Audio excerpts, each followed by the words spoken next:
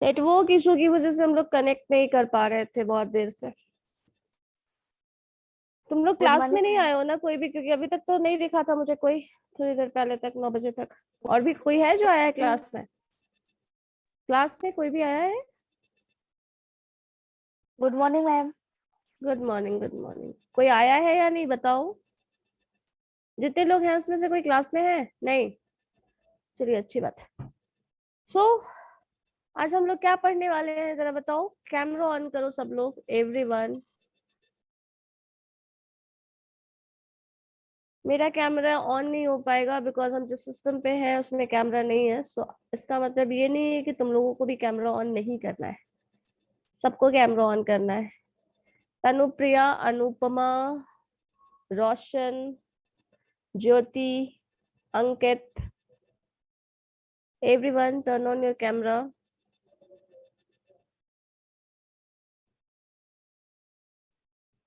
चलिए, अब मुझे बताइए क्या हम लोग करने वाले थे और लास्ट क्लास में क्या किए थे, कहाँ तक हुआ था?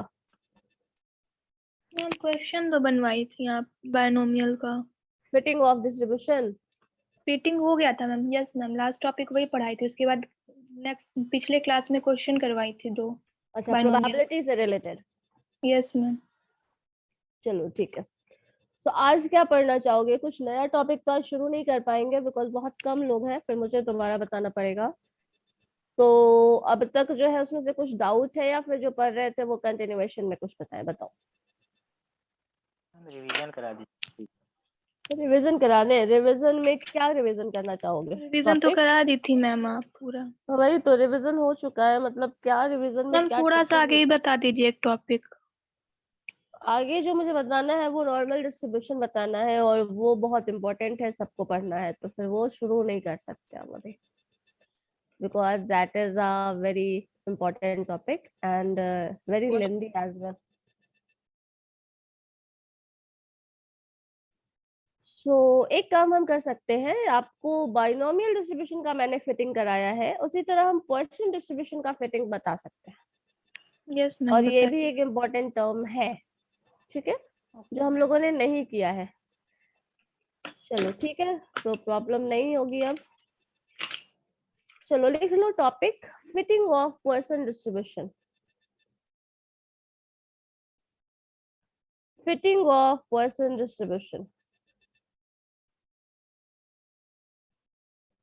Sneha Gupta and Satyam, camera on करिए।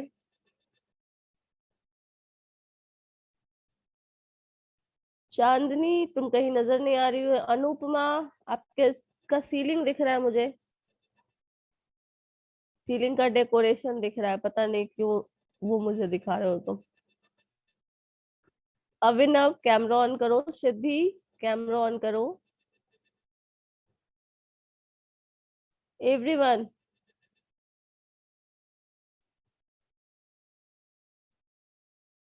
चलिए ठीक है, लिखो क्या था पॉइसन का डिस्ट्रीब्यूशन का fitting, fitting of Poisson distribution.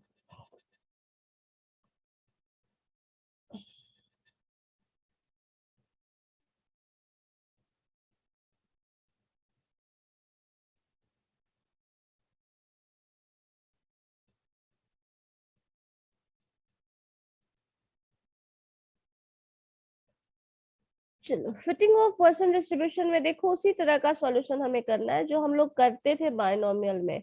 हमारे पास गिवन वैल्यू ऑफ एक्स होगा, गिवन वैल्यू ऑफ फंक्शन होगा, प्रोबेबिलिटी का, पॉइसन का ऑब्जर्व्ड फ्रीक्वेंसी गिवन होगा।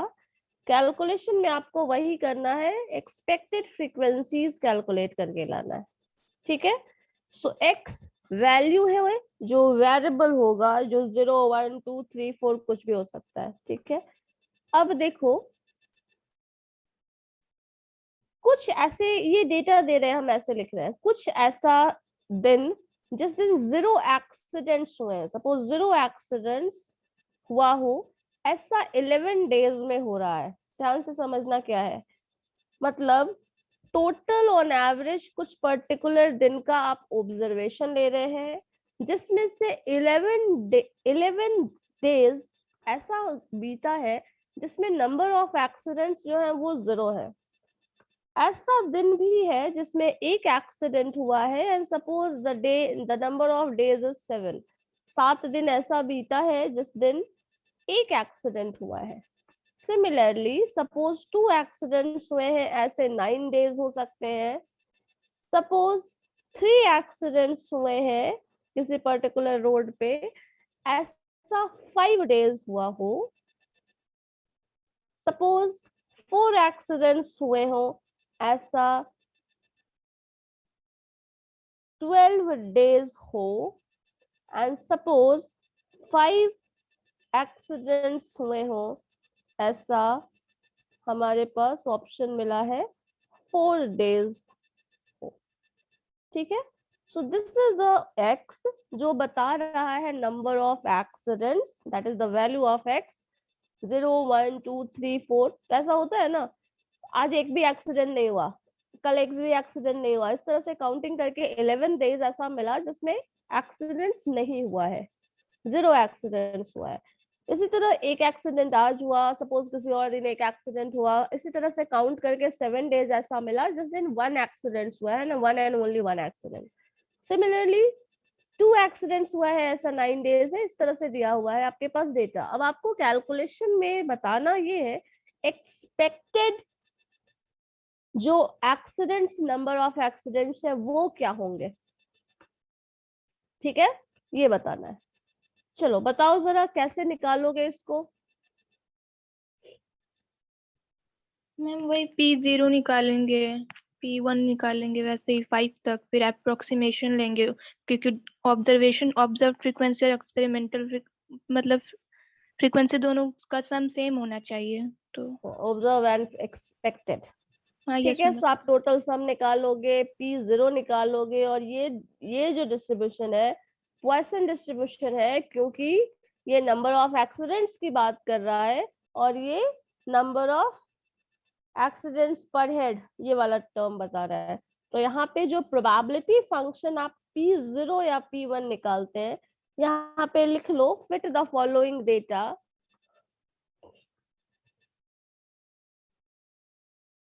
binomial distribution.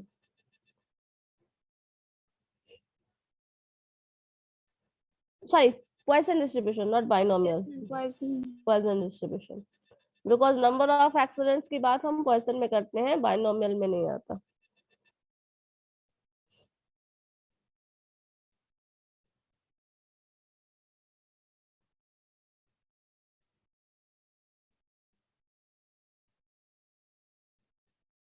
ठीक है, तो यहाँ पे जो P0 निकलेगा वो किस तरह से आएगा, e to the power 0। अब यहाँ पे e to the power 0 नहीं, e to the power minus lambda होता है, तो e to the power minus lambda, यहाँ से तुमको लेमडा निकालना पड़ेगा, lambda two the power x निकालना पड़ेगा, और एक्स बाई एक्स फैक्टोरियल है ये निकालना पड़ेगा। इन सब में प्रॉब्लम ये है कि आपको लेमडा कैलकुलेट करना है। तो लेमडा कैसे कैलकुलेट करोगे,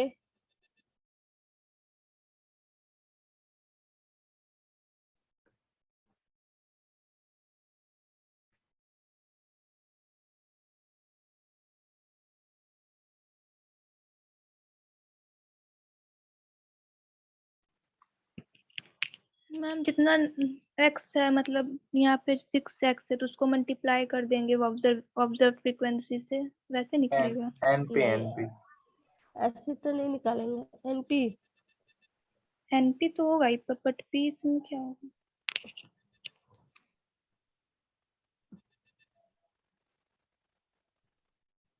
सोचो सोचो, लास्ट टाइम की तरह ऐसा ना हो कि पूरा क्वेश्चन बनाते चले जा रहे हैं, बनाते चले जा रहे हैं, बाद में पता चला रहे जो assumption हमने लिया था वही गलत है।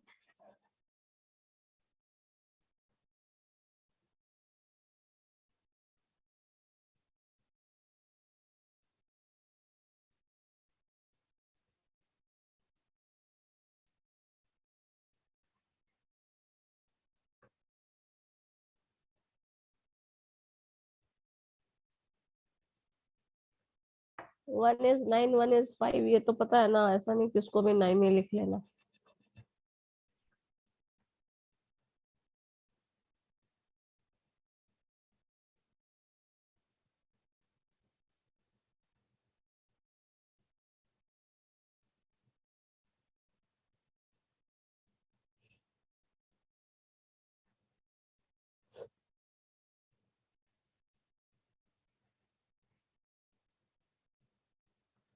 बताओ बताओ क्या होगा।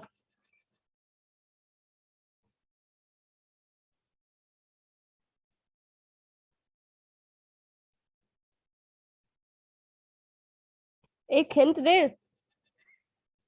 बुक है सबके पास? Yes ma'am. जरा पलटो तो पेज एक, पॉइसन डिस्ट्रीब्यूशन का।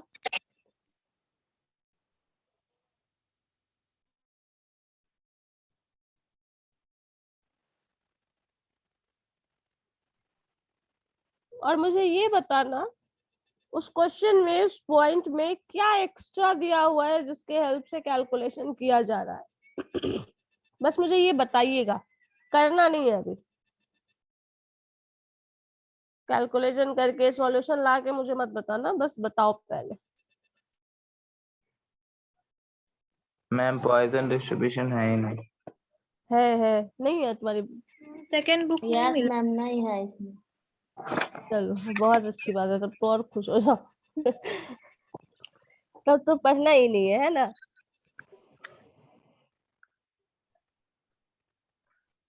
ओ गॉड, देखो अगर ऐसा होता है तो आपको एनपी निकालना है तो उसका दो तरीका है। या तो आपके पास क्वेश्चन में पहले से मेंशन्ड होगा the average number of accidents per day is this, suppose ऐसा लिखा रहेगा, ठीक है, क्योंकि probability of success is a constant और जो है that is a very less. यहाँ पे कभी भी जब क्वेश्चन में इस तरह का वैल्यू दिया है तो आपको या तो कैलकुलेट करने के लिए बोला जाएगा, जहाँ पे प्रोबेबिलिटी टेंडिंग टू 0 है तो जो तुम कैलकुलेट कर नहीं पाओगे, बहुत मुश्किल है।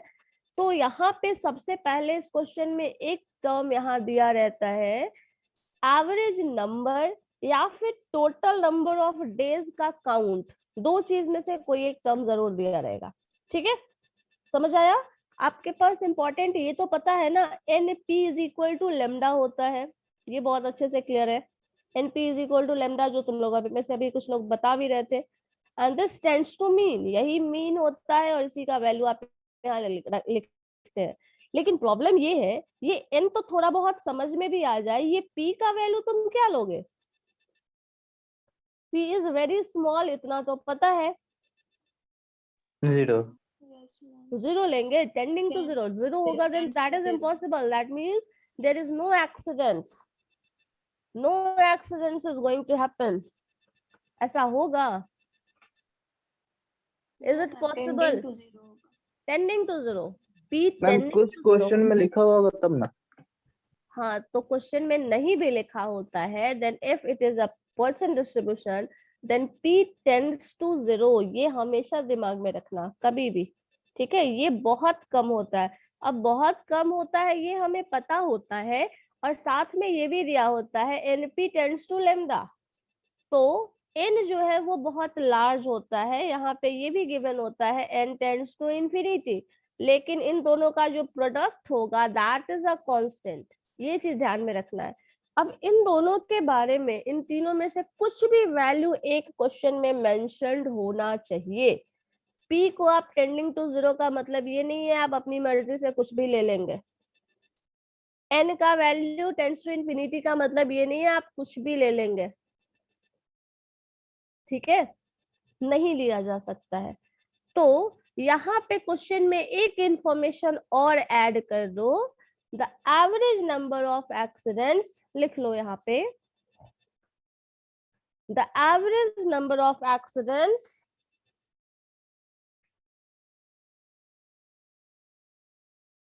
is 4।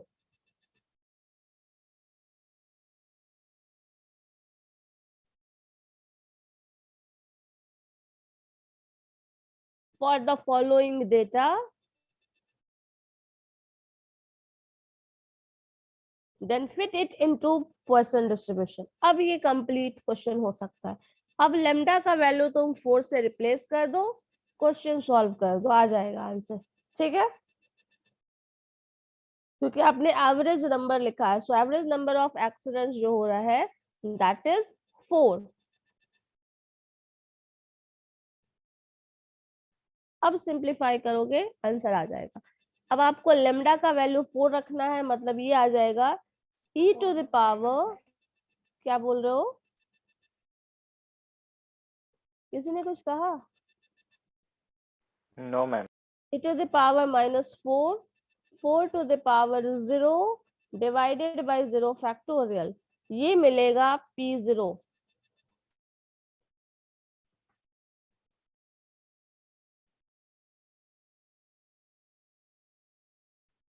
ये P0 मिलेगा और इस P0 में जब n से मल्टीप्लाई कर दोगे, जो कि आप ले सकते हैं पूरा n, इसका टोटल सम ले सकते हैं, या फिर कभी कभी क्वेश्चन में n भी दिया रहता है।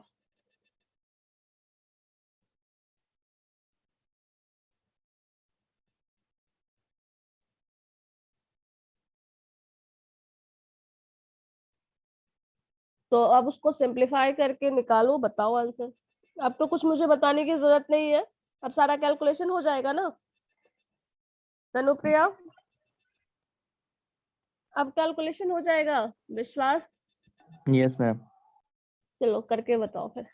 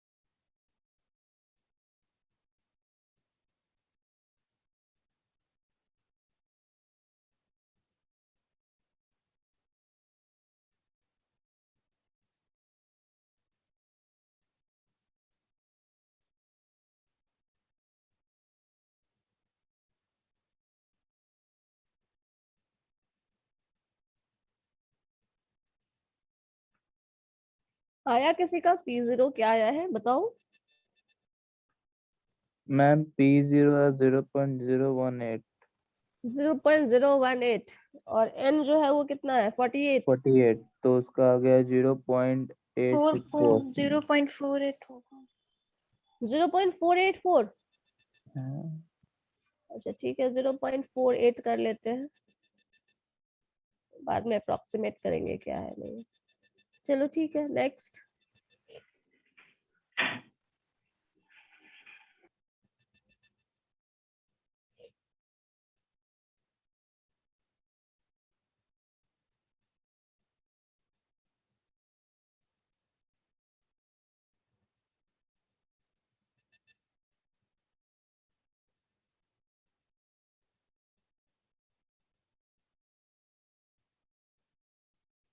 मैम NP 0.864 है।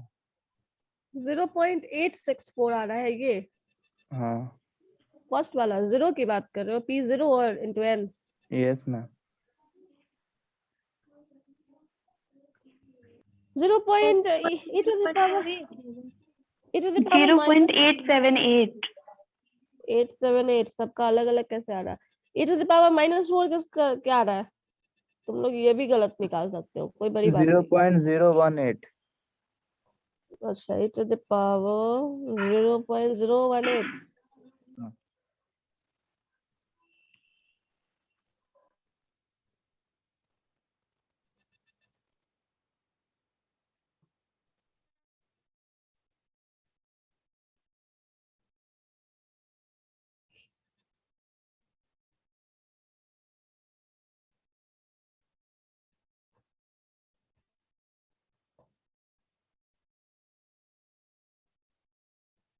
तुम्हारा कितना आया है मानवी?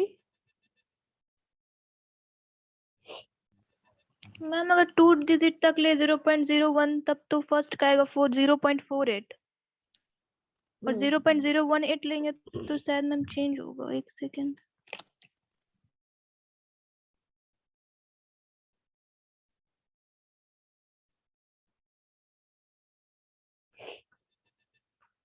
e to the power -4 का वैल्यू तो हमेशा सेम ही रहेगा ना, वो क्या आ रहा है? मैम 0.018। ठीक है 0.018। अब 0.018 तो इस केस में तो 0.018 ही आना चाहिए, क्योंकि 4 का जो भी वैल्यू उसका पावर 0 फैक्टोरियल, तो इसका वैल्यू तो कुछ नहीं होगा। तुम लोग जो बोल रहे हो सब गलत है उस हिसाब से। मैम फिर 48 से मल्टीप्लाई मैम Because NP 48 48 से मल्टीप्लाई करोगे, ठीक है, अगर 48 से ये वैल्यू तो वही रहेगा ना 0.018। अब इसमें से n से जब मल्टीप्लाई कर रहे हैं तो 0.0183 ले लीजिएगा, ठीक है। अच्छा तो 0.0183 इंटू आपको 48 करना है, तो आंसर 87.8 आ रहा है, 0.87 आएगा। 878। हाँ, तो पहले क्या आ रहा था तुम लोग का, क्या कर रहे थे? 864 0.874। तो 0.87 आ गया तो ठीक है, यही रहेगा। अब ये अगर याद हो, मैम याददाश्त वो पॉइंट होनी में नहीं चाहिए। ना रहता है, होल नंबर रहता है। ठीक है, करेंगे ना, बाद में अप्रोक्सीमेट करेंगे उसको, वो काम बाद में करते हैं ना, बताए थे ना। अब अगर इसी में ये वैल्यू रिप्लेस कर दीजिए, सपोज आप e to the power -0 और 5 फैक्टोरियल डिवाइड करिए एंड 5 to the power 1 कर दीजिए, आंसर क्या आएगा? Next term. चलो तुम लोग करके देखो, तुम लोग को ऐसे शॉर्टकट में बताने के साथ कोई फायदा नहीं होता है, सब डिलीट हो जाता है। पता नहीं दिमाग में कौन से सेक्शन में तुम लोग ये सब स्टोर करते हो, सब डिलीट हो जाता है। P1 निकालोगे तो क्या होगा, बाकी बात छोड़ो, ये वैल्यू तो आना ही है। हाँ बोलो। 3.48। एक सेकेंड, यहाँ पे आपके पास value e to the power -4 वाला 0.018, ये तो हमेशा ही रहेगा और ये बदलेगा नहीं किसी भी सिचुएशन में, किसी भी कंडीशन में। दिस इनटू आप lambda e to the power 4, मतलब 4 का पावर 1 करेंगे तो ये मल्टीप्लाई हो जाएगा 4 से। डिवीजन में जब आइएगा तो आपके पास टर्म क्या आ जाएगा? 1 फैक्टोरियल आएगा ना। 1 फैक्टोरियल, तो 1 फैक्टोरियल का वैल्यू अल्टीमेटली 1 ही रहेगा, तो इस टर्म को इससे मल्टीप्लाई कर दो 4 से, और उस रिजल्टेंट को वापस में n से मल्टीप्लाई कर दो, 48। जो कि 48 3.51 3.5 मैम है। 0.87 को बस 4 से मल्टीप्लाई कर दिए। 0.87 को 4 से मल्टीप्लाई कर रही हो? यस मैम, क्योंकि फिर वो तो वही ना आएगा, मतलब हाँ 0.18 ठीक है ठीक है, तो आपके पास रिजल्ट क्या आता है? 3.48। 3.48। वैसे अगर ध्यान से समझो ना इस बात को तो इससे एक और टर्म, चलो ठीक है, इतना हो गया 0.348, चलो रहने दो। नेक्स्ट टर्म में आ जाओ। P1 करोगे तो ये वाला सेक्शन फिर से वही, P2 करोगे तो वही वाला रहेगा, ये सेक्शन कभी बदलने वाला नहीं है, 0.018 वाला पोर्शन। तो ये हो जाएगा 0.018 and this into 4 square divided by 2 factorial. अब 2 फैक्टोरियल जब इसको सॉल्व करिएगा तो 4 स्क्वायर को अगेन आप चाहे तो लिख सकते हैं 4 into 4, तो हम ऐसा करते हैं, इसको 4 into 4 लिख लेते हैं और 4 into 4 करके इसको 2 से कैंसिल कर लीजिए, आपका पास बेटर ऑप्शन है। अब जो रिजल्ट है उसको 8 से मल्टीप्लाई कर लो। 6.96. 6.96। Yes, ma'am. 2 से ऑलरेडी मल्टीप्लाई हो चुका था, हर से हर का 2 से, ठीक है। 7.027। 7.02। मैम ये 0.0183 लेके बना। 0.018, ठीक है। 3 दिस इंटू 2 इंटू 4 इंटू 48, 7.02 यही बोल रहे हो ना? 7.0 कुछ गलत है, 6 पॉइंट समथिंग नहीं आएगा, 7.02 आ रहा है, 027। नेक्स्ट टर्म 3 फैक्टोरियल, तो ये टर्म एक 4 आ जाएगा इसमें एक्स्ट्रा। हम यहाँ पे यहीं पे कैलकुलेशन रफ कर रहे हैं, तुम लोग सब वैसे मत करने लगना। 3 फैक्टोरियल तो 3 into 2 into 1, तो 2 से 2 ये कैंसिल हो ही चुका है, ये 3 टर्म एक्स्ट्रा आ जा रहा है यहाँ पे, तो आपके पास ये 4 एक एक्स्ट्रा आ जा रहा है। अब इसको सिंप्लीफाई करिए। सो 16 into 2 32, 32 divided by 3 into this, ये इतना टर्म into 48, इतना करना है। मतलब 0.0183 into 16 into 2 divided by 9.369। this term divided by 3 भी होगा, and this whole term into 48, कितना आ रहा है? 9.369। ठीक है। सो 9.3 9.369। वैसे 3 डिजिट तक अब जाने की जरूरत नहीं है, लेकिन चलो लिख दिए तो जाले जाते हैं। नेक्स्ट टर्म है, इसी में एक 4 और आ जाएगा मल्टीपल में, इसी में एक 4 और इंक्लूड कर दो और इधर एक 4 और इंक्लूड कर दोगे, इसी टर्म को सिंप्लीफाई कर देना, तो ये 4 हो जाएगा। अब आप ये जो 4 मल्टीप्लाई करते हैं तो एक 4 जो आप निकाल रहे हैं वो 4 वापस से कैंसिल भी हो जा रहा है, सेम ही तो होगा मैम। टर्म क्या होगा? जो था वही होगा, है ना? क्योंकि 4 एक एक्स्ट्रा आया और 4 उधर भी एक्स्ट्रा आया, तो दोनों आपस में कैंसिल ही हो गया, तो यही आ जाएगा वापस से 9.369। चलो वापस से इधर अब करो, जब ये करोगे 5 फैक्टोरियल, 7.027 जो 2 का था।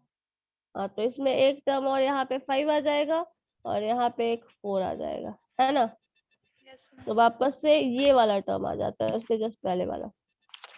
मैम इसमें 2 भी का लेकिन मेरा आया 6.96। 2 का 7.0 कहाँ से आ नहीं, गया? कुछ गड़बड़ है, देखो एक बार चेक करो। हाँ मैम, हम भी तो वही बोले थे। कुछ तो गलत कर रहे हैं हर बार इस प्रोबेबिलिटी वाले सेक्शन में आप लोग। वैसे ये भी हम, मुझे लग रहा है कुछ गड़बड़ है इसमें भी। हाँ मैम, टोटल इक्वल नहीं आ रहा है, हम 2 बार मिला है। टोटल इक्वल नहीं आ रहा है, टोटल इक्वल तो नहीं आ रहा है, वो बाद में देख चेक करते हैं। पहले हमेशा ये ध्यान रखना, जो इसका फर्स्ट टर्म होगा वही इसका लास्ट टर्म भी होता है, बट यहाँ नहीं आ रहा है, यहाँ पे चेंज हो रहा है, ये शिफ्टिंग हो रहा है, और यहाँ पे जो ये कॉमन आया है, इन दोनों को कॉमन आना चाहिए था। मैम ये मतलब 7.027 यही हम लोग का गलत है मैम, ये यहाँ नहीं होगा शायद। ये दोनों वैल्यूज, ये दोनों यहाँ पे आना चाहिए।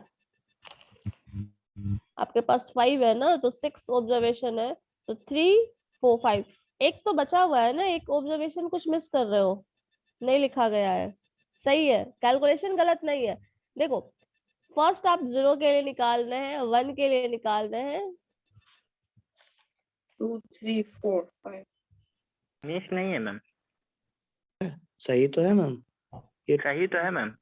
क्या ऑब्जर्वेशन है? टोटल कैलकुलेशन, इसमें देखो ना इनसाइड में कुछ है प्रॉब्लम, क्योंकि ऐसे तो आएगा नहीं। 5 फैक्टोरियल से अगर हम कैंसिल करेंगे 5 फैक्टोरियल ये टर्म आएगा, तो यहाँ पे कैलकुलेशन ज्यादा होगा।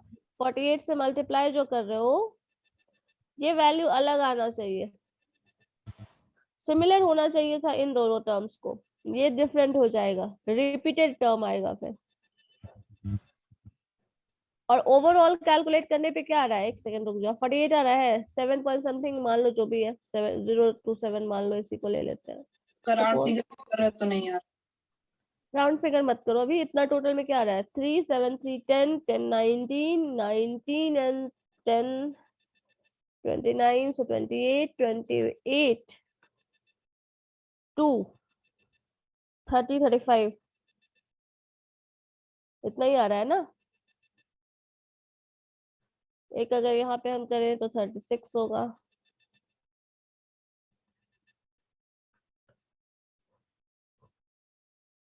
टोटल सम करके देख लो क्या आ रहा है।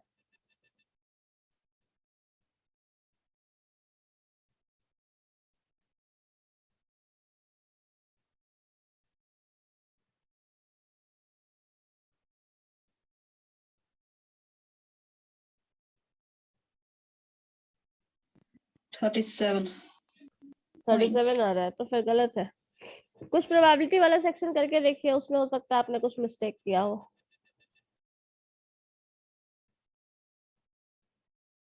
क्योंकि हर बार वहीं पे कहीं ना कहीं मिस्टेक हो रहा है। देखो करके एक बार देखो क्या है, कुछ तो गड़बड़ है, तभी ये वैल्यू इस तरह से आएगा, नहीं तो नहीं आता।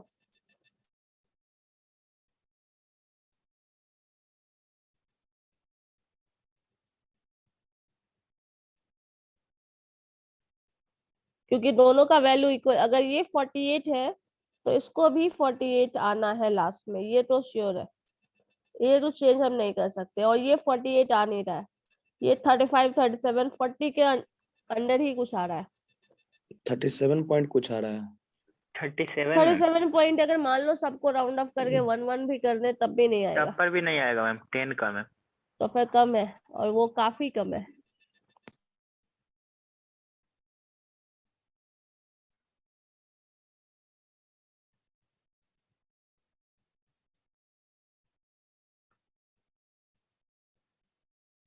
वो कम इस लेवल तक है कि मतलब आप उसको इग्नोर नहीं कर सकते।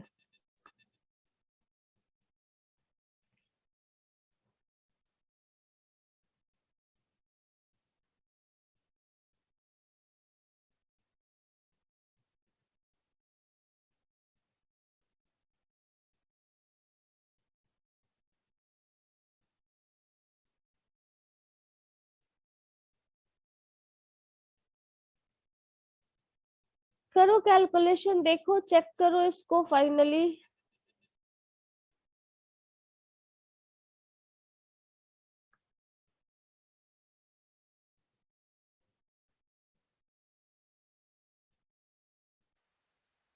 मैम हाँ जानवी बोलो।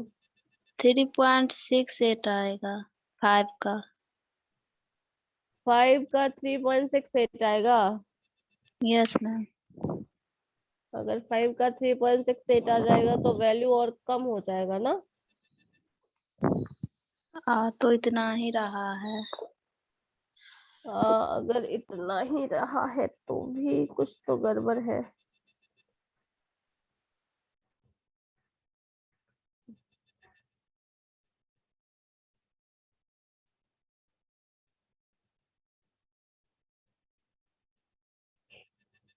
कहीं कोई मिस्टेक नहीं है, ये चीज चेक कर लिए हैं आप लोग। नहीं पता चल रहा। एक सेकंड मैम, एक सेकंड। मैं स्टार्टिंग से बनाना है, 1 minute. Starting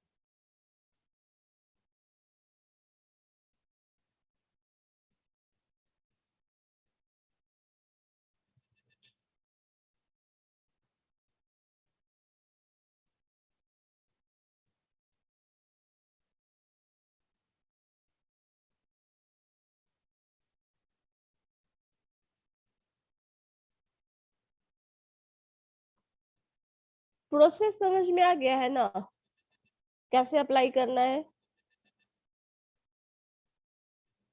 P0, P1, P2 इस तरह से निकालना है, टोटल n से मल्टीप्लाई करना है। प्रोसेस में कोई कंफ्यूजन नहीं है ना? No ma'am. ठीक है, तो करना यही है। कैसे हो रहा है ये, थोड़ा कैलकुलेशन मिस्टेक हो सकता है इसमें, थोड़ा प्रोबेबिलिटी इस तरह का आ रहा है ना कि वैल्यू हमको थोड़ा लार्जर डिजिट तक लेना पड़ेगा, इसलिए एक्यूरेसी नहीं आ रही होगी, हो सकता है ये, क्योंकि जहाँ पे आपका बहुत सारा कम वैल्यूज होता है ना, वहाँ पे बहुत सारा फैक्टर डेसिमल के बाद जो है वो कहीं ना कहीं वैनिश कर जाता है, जिसकी वजह से हम एग्जैक्टली वो वैल्यू नहीं निकाल पाते हैं। जैसे मान लो ये होता है ना 9 पॉइंट, जैसे 10 को 3 से डिवाइड करो क्या होता है 3.33, इस तरह से वैल्यूज आता है, लेकिन 3.33 को जब हम 3 बार ऐड करते हैं तो 9.99 आता है, बट वो कभी भी 10 नहीं आता है ना? एग्जैक्टली जब आप टर्म्स को डिवाइड कर रहे हैं इस तरह से, तो बहुत सारा वैल्यूज है जो वैनिश कर जाता है, तो वो रिजल्ट हमें नहीं मिल पाता है।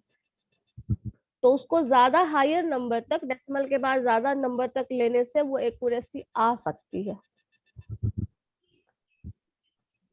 अगर तुम e⁻⁻4 वाला जो टर्म है उसको 0.87 ले रहे हो, वो और लार्जर डिजिट तक जाओगे तो तुम्हारा आंसर ज्यादा एक्यूरेसी की तरफ जाएगा, अगर नंबर्स वैनिश कर जा रहा है तो। समझ आया? जैसे Yes, मैंने क्या कहा, 0.0183 ले रहा है, उसको और लार्जर डिजिट तक लोगे तो ये वैल्यू और ज्यादा एक्यूरेट आ जाएगा। जितना ज्यादा डिजिट तक जाओगे ये वैल्यू और एक्यूरेसी की तरफ चलता चला जाएगा, तो नंबर जो वैनिश हो रहा है वो कम होगा। बस ये चीज ध्यान में रखना। चलो ठीक है, इसका हम नेक्स्ट और भी क्वेश्चंस हम नेक्स्ट क्लास में करा देंगे फिर। ओके मैम, क्वेश्चन भेज दीजिए। चलो ठीक है, इसमें बुक में नहीं है तुम लोगों के क्वेश्चन जो है तुम्हारे पास? नो, booking नो में मैम, नहीं है। न्यू वाला इसमें मैम। हाँ, न्यू ओल्ड मुझे नहीं पता क्या है, लेकिन उसमें क्वेश्चन डिस्ट्रीब्यूशन का कुछ पीडीएफ फिटिंग वगैरह कुछ नहीं है? चैप्टर ही नहीं है, प्रोबेबिलिटी चैप्टर ही नहीं। अच्छा, तो उसका दूसरा बुक भी है, दूसरा पार्ट भी है क्या? Yes ma'am. तो दूसरा पार्ट नहीं मिल लिए हैं आप अभी तक? नहीं दिया, बोला मिला ही नहीं है फॉर चलो ठीक है, तो फिर अभी समय है आपके पास पढ़ने के लिए, कोई बात नहीं, वी आर मूविंग फास्ट। चलो, होली के बाद तुम लोग का टेस्ट है, ये तो पता है। मतलब होली का जस्ट अगला दिन। वो कब लेंगे ये हम बता देंगे तो फिर तो सारी कहानी ही खत्म हो जाएगी, पता चला एब्सेंट हो गए, क्या कर रहे हो नहीं कर रहे हो पता नहीं चलेगा। सो होली के बाद जब भी ओपन हो तो हम जब भी चाहे ले सकते हैं, रैंडम टेस्ट लेंगे। मैम कौन सी टॉपिक चैप्टर? ऑल टॉपिक बताया हुआ है, प्रोबेबिलिटी डिस्ट्रीब्यूशन एंड प्रोबेबिलिटी। ठीक है, ठीक नहीं है मैम। तो मानना पड़ेगा कि ये ठीक है, और ये तुम्हारे लिए यही ठीक है। ठीक है, मैम होली के दिन ही ले लीजिए। हाँ, अच्छी बात है। आज ये स्थिति है तो होली के दिन क्या स्थिति रहेगी ना, वो मुझे बहुत अच्छे से समझ में आ रहा है। 48 तो नहीं आ रहा मैम, 38 ही आ रहा है इतना करने के बाद भी। अच्छा ठीक है, कोई बात नहीं, इसमें जाएंगे हम लोग डीप में, नेक्स्ट क्लास में चले जाएंगे। Okay then, ma'am, happy Holi. Happy Holi ma'am, thank you.